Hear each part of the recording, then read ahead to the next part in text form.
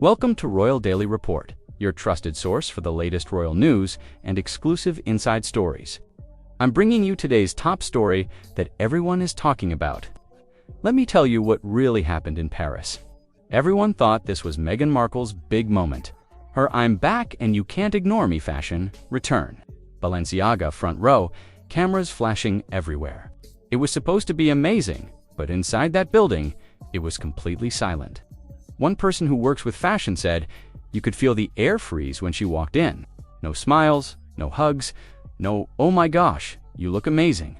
Just eyes watching her, judging her. You'd think a duchess showing up at Fashion Week would cause crazy excitement. Photographers yelling her name, fashion editors fighting to take selfies with her. But no, she walked that carpet with her chin up, acting like she owned the city, but not a single important person came forward. People kept their distance. Actually, kept physical distance. Nobody wanted to be the one caught talking too close to her. The photographers took their pictures, but you could tell even they were bored. It was awkward. Really awkward. And behind that awkwardness, there were whispers. Fast, quiet, mean whispers, because the people inside already knew something the rest of the world didn't know. Before we continue, make sure to subscribe to Royal Daily Report for more exclusive royal stories like this one. Hit that subscribe button now. Now, here's where it gets messy. The people working backstage started sharing stories, and guys, the gossip was shocking. They said being near her wasn't easy. Not because she was mean, but because she smelled bad. Yeah, you heard me right. Multiple people said the same thing. The breath, the body smell, it was bad. One person called it a mix of cheap perfume and stress smell. Another said you could tell the makeup team was panicking, spraying everything they could find, apparently.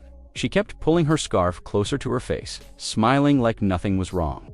But the makeup artist looked tired and stressed. Someone even joked, "You can fix makeup. You can't fix that smell." It sounds mean, but this is how gossip spreads in those groups. Fast, quiet, without mercy.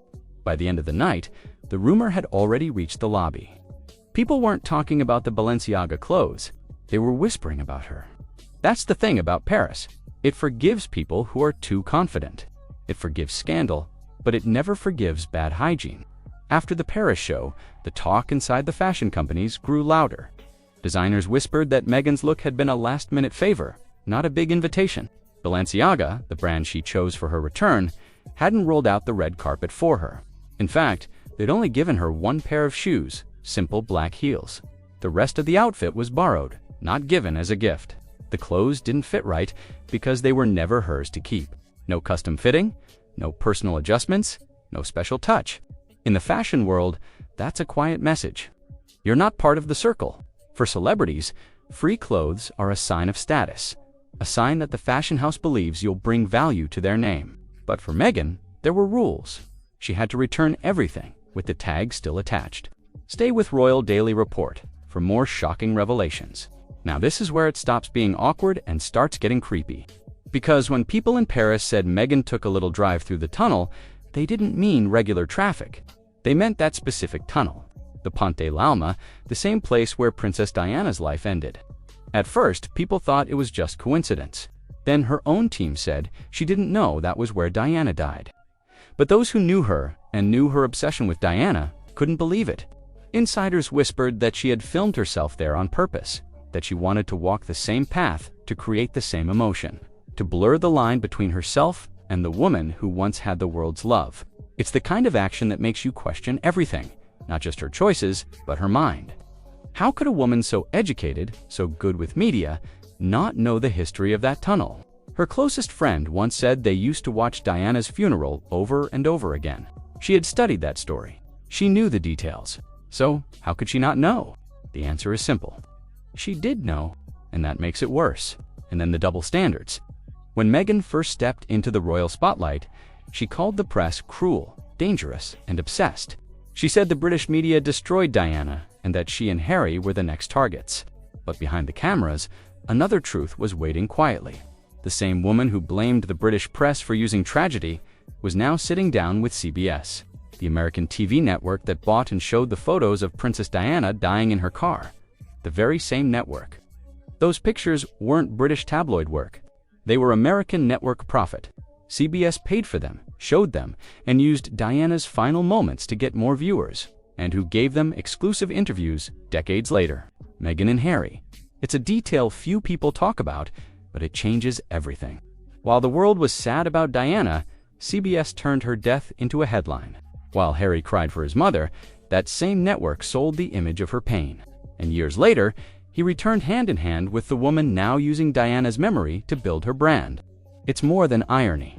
It's double standards. And Paris saw it all. Don't forget to subscribe to Royal Daily Report and stay updated with the latest royal news. From the moment she left the royal family, Meghan tried to rebrand herself as something new, a global helper, a CEO, a symbol of independence. But those who worked with her said it was all surface level. Her speeches were written by other people. Her business ideas were unclear and recycled. Her staff called her demanding without clear direction. And while she told the world she wanted privacy, she couldn't stop calling the cameras. Every move seemed designed to copy someone else. Diana's compassion, the Queen's grace, Hollywood's glamour. But in chasing everyone's reflection, she lost her own. The same woman who said she didn't know where Diana died had watched that funeral again and again. The same woman who said she never Googled Harry had planned her introduction to him with exact planning. The cracks were showing, and this time no PR team could cover them up. The Paris show was supposed to be her rebirth. Instead, it became her mirror.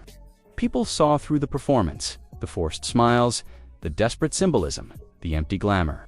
The same woman who once fascinated the world now looked like a shadow of her own illusion. Reporters began to ask questions they once avoided.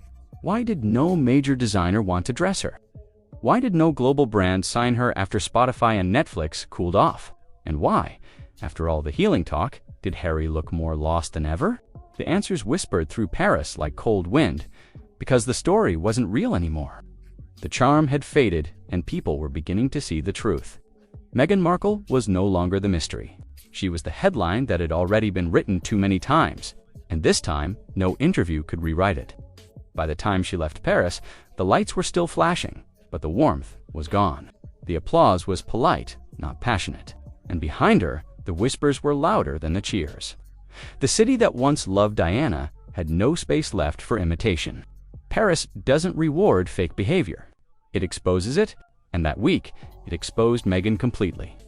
The world finally saw what insiders had been saying for years, that the glamour, the grace, the carefully staged image was just that, a stage. Behind the luxury clothes and camera smiles was someone empty, bitter, and tired of pretending. Maybe she thought Paris would crown her again. Instead, it stripped away the costume. By the end of it all, Meghan wasn't glowing under the lights. She was standing in their harsh glare. The difference between her and Diana was never just love, it was truth. And in Paris, truth finally caught up to her. Paris gave her what she wanted, attention but not admiration.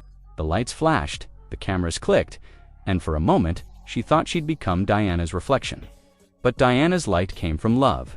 Meghan's came from performance. Those who saw her up close, the stylists, the assistants, the staff, said the truth out loud. It wasn't royalty they were watching. It was imitation. The tunnel wasn't a symbol.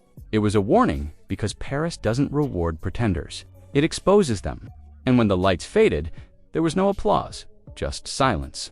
She came to be remembered, and she will be, not for grace, not for kindness, but for the moment when the act ended and the truth finally took the stage. That's all for today's episode of Royal Daily Report. If you enjoyed this exclusive story, make sure you're subscribed to our channel so you never miss our latest royal updates. Hit that like button and share this video with anyone interested in royal news. I'm your host, and this has been Royal Daily Report, bringing you the truth behind the headlines. See you in the next episode.